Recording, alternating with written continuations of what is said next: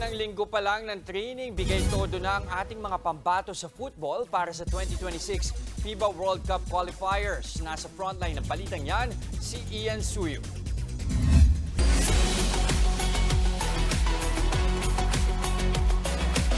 Laser sharp ang focus ng New Look Men's National Football Team para sa nalalapit na 2026 FIFA World Cup qualifiers ngayong buwan. 34 na miyembro ng national pool ang dumalo sa kanilang training sa Rizal Memorial Stadium sa Maynila.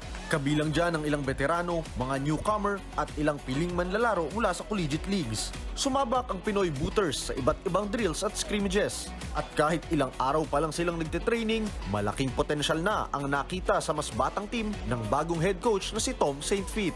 I'm positive, impressed with the quality of players we have here, and we want to repeat this more, these camps, so that the players get confidence, so that they get to know me.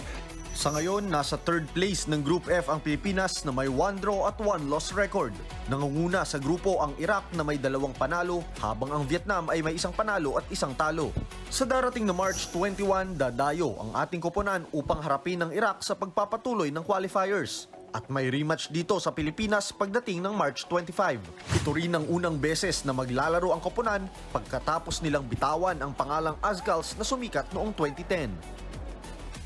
Bagamat hindi na ginagamit ng koponan ang moniker na Azkals, hindi naman maitatanggi ang naging impact ng nickname na ito sa team.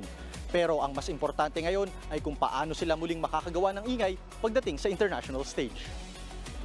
Para kay national team forward Harvey Gayoso, kailangang gumana ang kanilang chemistry para lumabas ang galing ng buong team.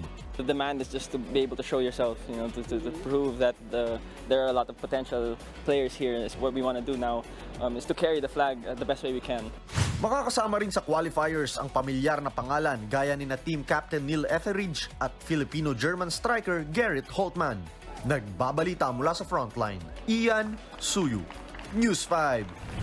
Mga kapatid, Jess De Los Santos po. Iba na ang may alam at may pakialam sa panahon ngayon.